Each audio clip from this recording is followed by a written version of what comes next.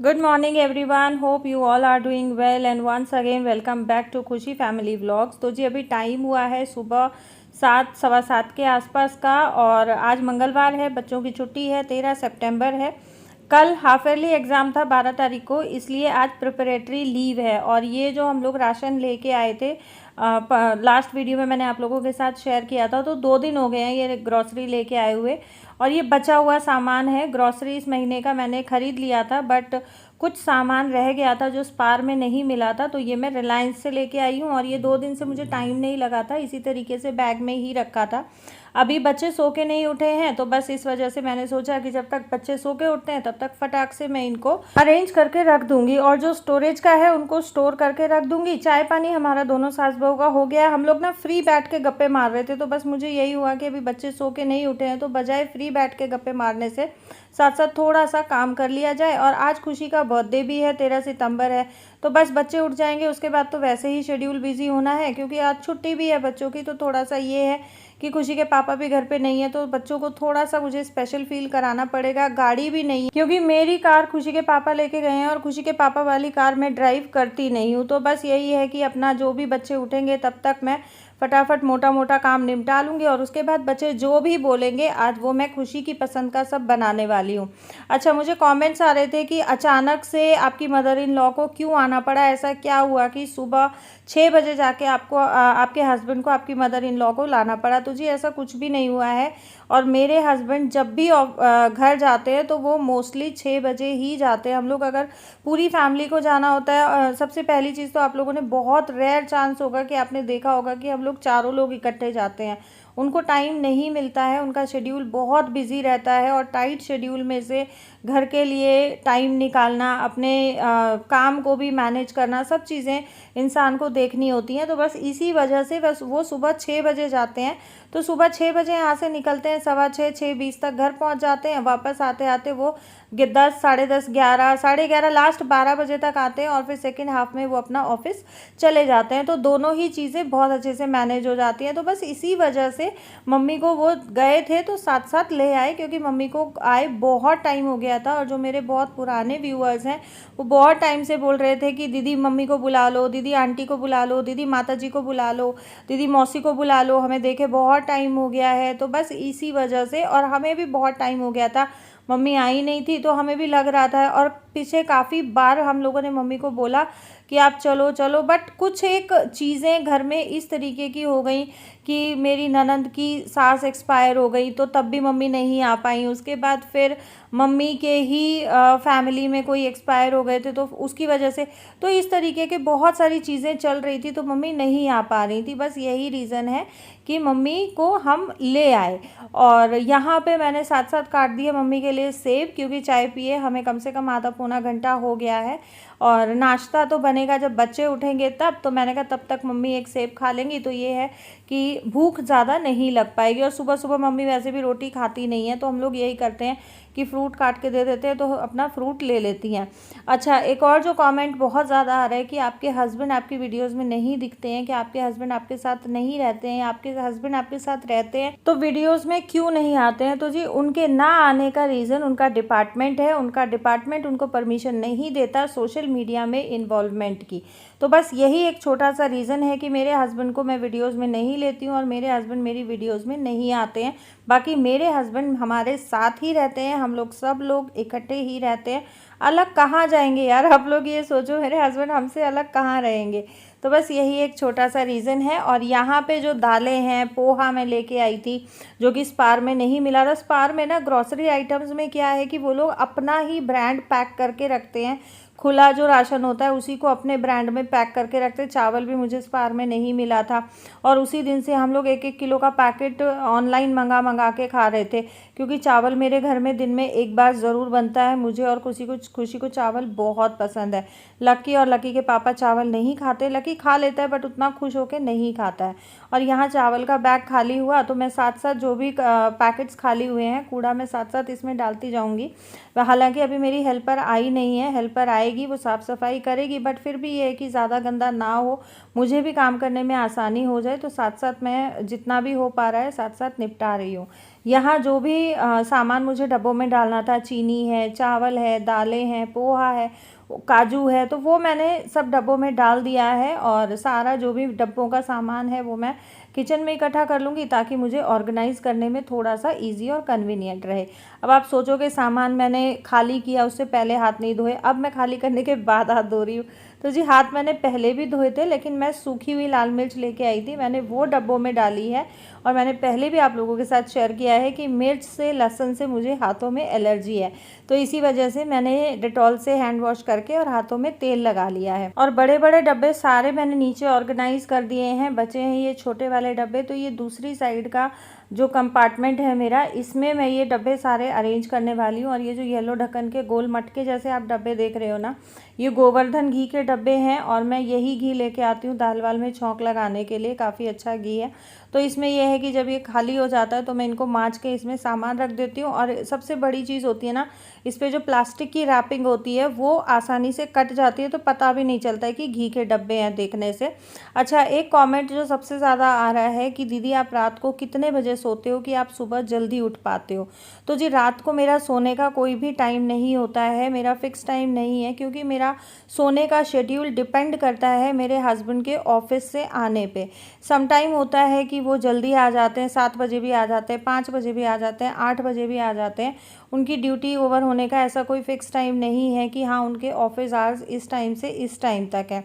कई बार होता है कि उनको केस के सिलसिले में दिल्ली से बाहर जाना पड़ता है या अदर स्टेट में जाना पड़ता है, तो वो रात को 2-2 3-3 बजे तक भी आते हैं।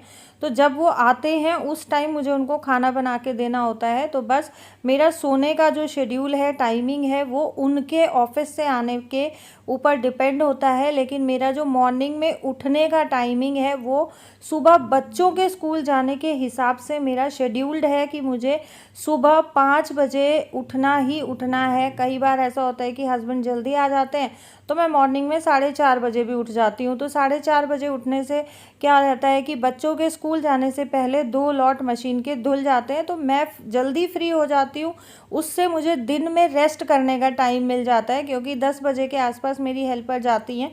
तो 10 बजे से और 1-1:30 बजे तक मुझे अपना नाश्ता करना, नहाना धोना, छोटे मोटे काम करना, और उसके बाद घंटा 2 घंटा रेस्ट करने के लिए बहुत आसानी से टाइम मिल जाता है। तो जी ये मेरा सोने उठने का रूटीन है। मेरा बाहर का सारा काम निमट गया था, और काम निपटाते निपटाते मुझे कम से कम 2 से ढाई घंटे लग गए थे। तब तक बच्चे भी उठ गए और मेरा यहाँ नहाना धोना हो गया है।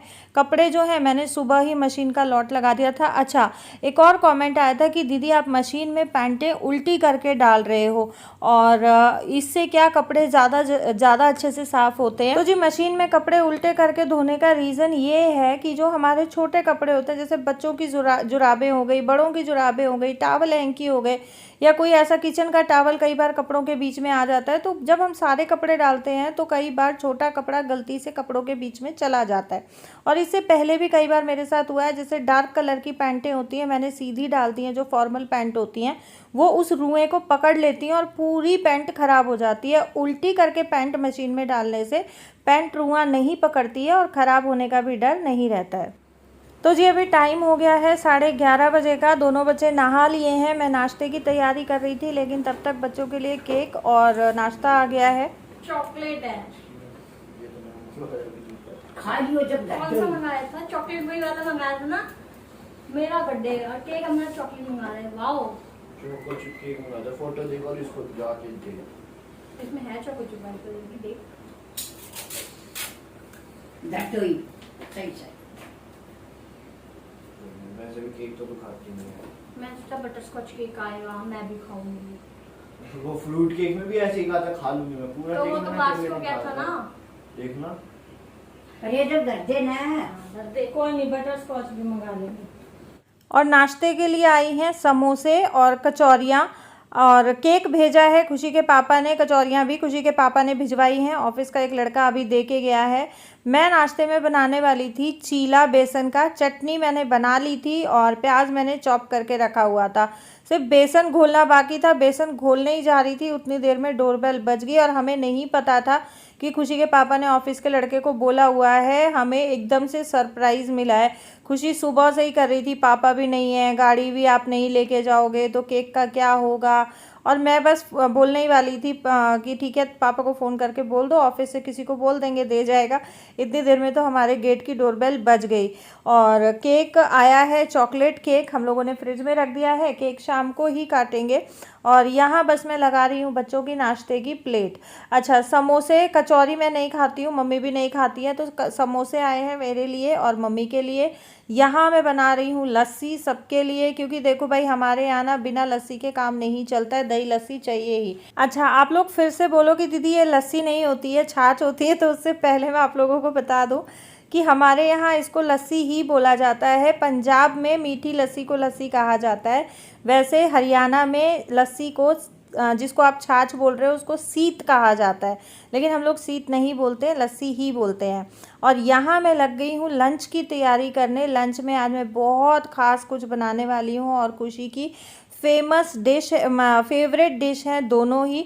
एक तो मैं बनाऊंगी साबूदाना वड़ा और दूसरा मैं बनाऊंगी साबूदाने की खिचड़ी। अच्छा, आज की वीडियो में मैं आप लोगों के साथ साबूदाने की खिचड़ी की रेसिपी शेयर नहीं करूंगी, क्योंकि साबूदाना खिचड़ी मैं ऑलरेडी शेयर कर चुकी हूं। यहाँ मूंगफली मैंने भून के रख दिया और उससे पहले साबूदाना मैंने भिगो दिया था।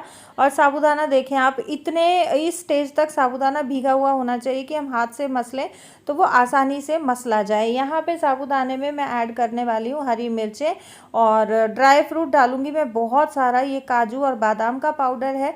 ये भुनी जो मूंगफली मैंने भुनी थी उनको छील के पीस लिया है, तो ये भुनी मूंगफली का पाउडर है, इसका बहुत अच्छा टेस्ट जाता है। और ड्राई फ्रूट डालने से हमारा जो वड़ा है वो बाहर से क्रिस्प हो जाता है, बहुत बढ़िया करारा हो जाता है।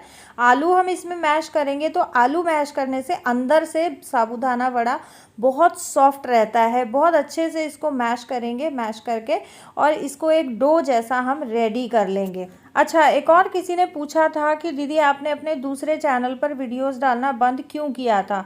तो जी, अक्टूबर में प्रीति एक्सपायर हो गई थी, उसके बाद मेरी कंडीशन बहुत ज़्यादा ख़राब हो गई थी, मेंटली भी और फिज़िकली भी।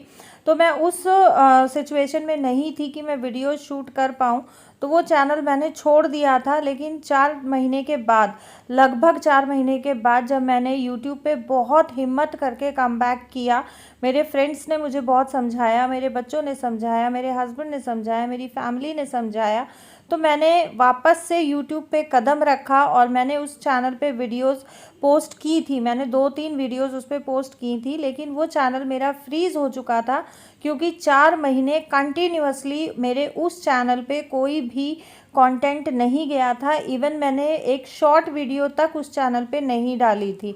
बस यही कारण था कि उस चैनल को छोड़ के मुझे ये नया चैनल बनाना पड़ा और अभी फ़िलहाल मैं उस चैनल पे काम नहीं कर रही हूँ। हालांकि उस चैनल पे भी मेरी एक प्लाज़ो कटिंग की वीडियो मोस्ट वायरल है, लेकिन फिर भी मैं उस चैनल पे अभी काम नहीं कर रही हूँ, क्योंकि वो चैनल फ्रीज़ हो चुका है। 4 महीने कंटिन्यूअसली उस पर कोई भी कंटेंट नहीं गया उस कारण से। और यूट्यूब का ये क्राइटेरिया होता है कि आप अगर यूट्यूब पे काम कर रहे हो तो आपके अंदर पेशेंस लेवल बहुत हाई होना चाहिए।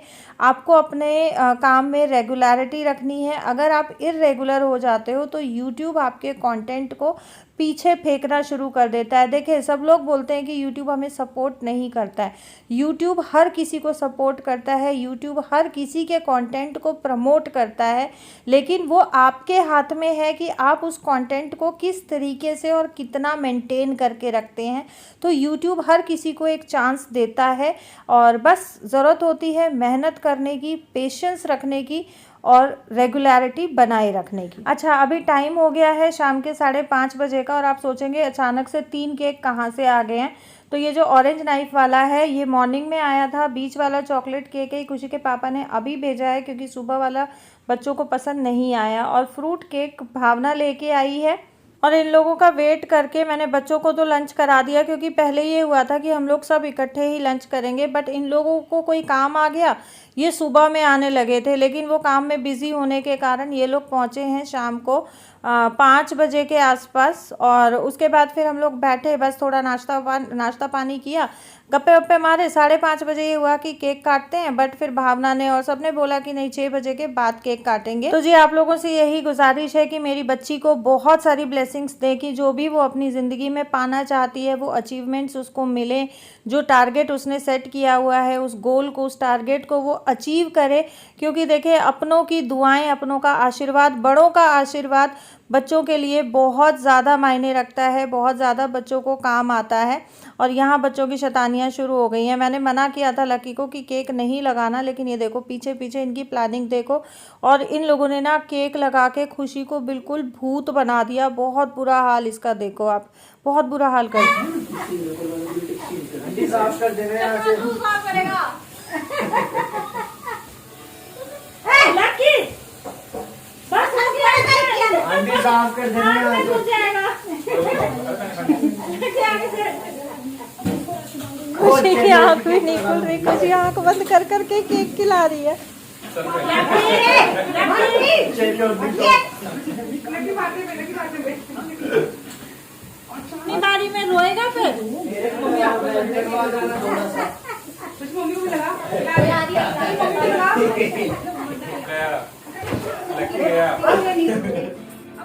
चल लगा लगा ले कौन से लगते हैं? तू लगा ले क्या करना है? लगवा ले क्या सोच रही है? अरे लगवा ले लगवा ले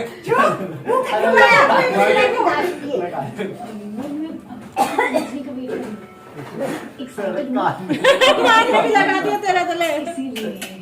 नहाना पड़ेगा। खुशी एक बार शक्ल तो दिखा दे कैमरे में। अरे ये क्या देख लो देख लो।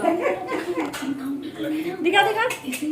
पैरों में लग रहा है लेकिन कैसे लगा रहा है? उसकी बाल में चढ़ा दिया पूरे। बंद कर दी दीदी, वीडियो बंद कर दी। ना क्या चल रहा है? अरे मुझे मत तोड़ना। ये खुशी का स्पेक्स। तो जी अभी आप लोगों को लेके चलती हूँ केक की तरफ, क्योंकि मौज मस्ती बहुत ज़्यादा हो गई है। और आप ये देखो तीनों केक एज इट इज़ है। तीसरे वाले की सिर्फ क्रीम बच्चों ने एक दूसरे के फेस पे लगाई है, ताकि आप लोग कमेंट्स ना करो कि दीदी इतना केक वेस्ट कर दिया। उससे पहले ही मैंने आप लोगों को दिखा दिया है। और अभी यहाँ पे लग गई है डिनर की थाली। डिनर करेंगे साथ में बैठ के, क्योंकि टाइम लगभग 6:45 बजे के आसपास का हो गया है। और डिनर में है साबूदाना खिचड़ी, साबूदाना वड़ा, चटनी, दही और ये मसाला मिर्च, जो मैंने आप लोगों के साथ रेसिपी कई बार शेयर की है। तो आज की मेरी वीडियो में मैं यहीं पे लगाती हूँ फुल स्टॉप। मिलूंगी कल आप लोगों से एक नई वीडियो के साथ। आज का व्लॉग अगर पसंद आया हो तो वीडियो को लाइक करें, शेयर करें, चैनल को सब्सक्राइब करें ऑल नोटिफिकेशन वाली बेल आइकन के साथ। Thank you so much for watching.